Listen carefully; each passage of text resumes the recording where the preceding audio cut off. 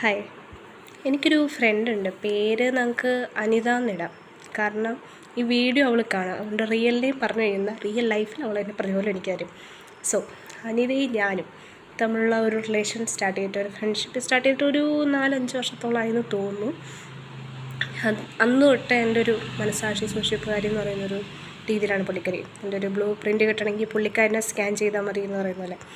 അപ്പോൾ ഇവളെന്ന് പറഞ്ഞു കഴിഞ്ഞാൽ, നമുക്ക് ചില ഫ്രണ്ട്സ് കാണും, ഇവർക്ക് നമ്മൾ വിളിച്ചാലൊന്നും ഇവരെ കോൾ അറ്റൻഡ് ചെയ്തില്ല. അതേസമയം ഇവർക്ക് ടെക്സ്റ്റ് ചെയ്യുമോ അല്ലെങ്കിൽ വാട്സപ്പിൽ മെസ്സേജ് അയക്കുകയോ വിളിക്കുകയൊന്നും ചെയ്ത് കഴിഞ്ഞാൽ അത് അറ്റൻഡ് ചെയ്യും. ബാക്കി കോളൊന്നും പറ്റില്ല എന്ന് പറയുന്ന ആ ഒരു കാറ്റഗറിയിൽ അതിനകത്താണ് ഇവളുള്ളൂ.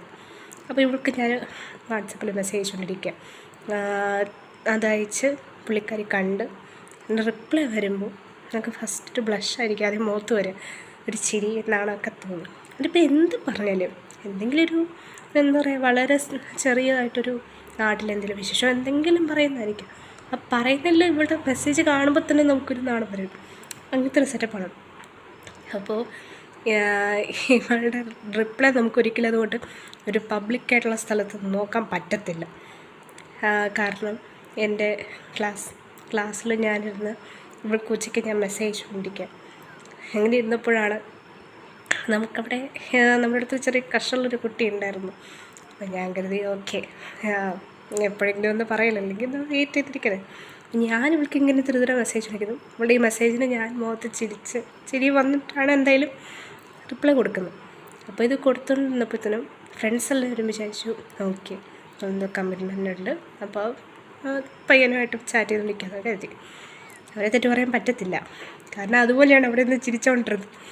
എന്നിട്ട് ഇത് ആക്ച്വലി നടന്ന കുറേ നാൾക്ക് ശേഷം ഞാൻ അറിയുന്നത്. അപ്പോൾ എൻ്റെ ക്രഷ് കുട്ടിയുണ്ടല്ലോ, ആൾ വന്ന് നമ്മുടെ ഫ്രണ്ട്സിൻ്റെ അടുത്തൊക്കെ സംസാരിക്കണം, എന്തായാലും ക്ലാസ് എങ്ങനെയുണ്ട് അറിയാൻ വേണ്ടിയിട്ട് ചോദിച്ചപ്പോൾ അവർ പറയുന്നുള്ളൂ ഓൾറെഡി കമ്മിറ്റഡ് ആണെന്ന് പറഞ്ഞാൽ ഫുൾ ടൈം ഫോണിൽ മെസ്സേജ് കൊണ്ടിരിക്കുക.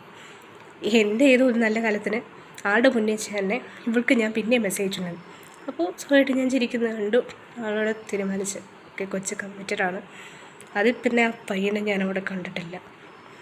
ഒന്ന് നോക്കി ചിരിക്കാൻ പോലും ആ മനുഷ്യനെ അവിടെ കണ്ടിട്ടില്ലെന്ന് ഓർക്കുമ്പോഴാണ് പോട്ടെ. അപ്പോൾ ഇവളുടെ ഈ ഒരൊറ്റ മെസ്സേജ് അയക്കുന്ന കാരണമാണ് ഇത് സംഭവിച്ചത്.